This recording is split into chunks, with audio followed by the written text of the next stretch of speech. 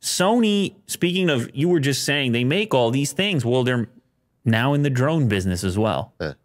They announced a $9,000 professional drone, which is designed for the A-series cameras. So that's going to be a little bit heavier than your typical drone. There's some downsides to it, but there's some upsides to it. You know, if you throw one of these cameras onto a drone, I mean, you see what the quality these can deliver, up to 8K or high frame rates in 4K. You throw that on a drone, it ain't going to look like a tiny little camera sensor like you would have on a more consumer level drone. So for filmmakers and cinema types, this is going to give you something extra. Plus, you have interchangeable lenses, so that can drastically change the look of what you're trying to get. So it's called the AirPeak S1 drone, and it's capable of carrying the 8K capable Alpha 1 camera, but also the A7S Mark III or the FX3.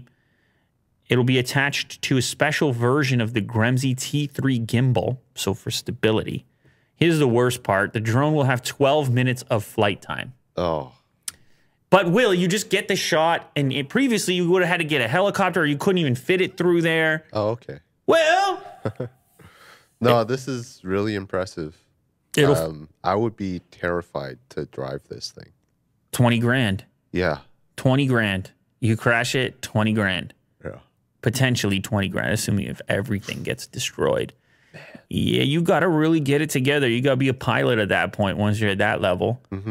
It'll fly longer, 22 minutes, if it doesn't have the load on it. Oh, okay. So that is part of it. But there's some cool clips, some sample clips down below here. You can give people a taste. Play the first one. And this is on Iriomote Island, Okinawa. I mean, it's like a helicopter shot, dude. Like the quality of it. Yeah.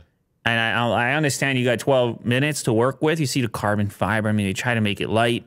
Here's the controller. The interface is working on an iPad in this scenario.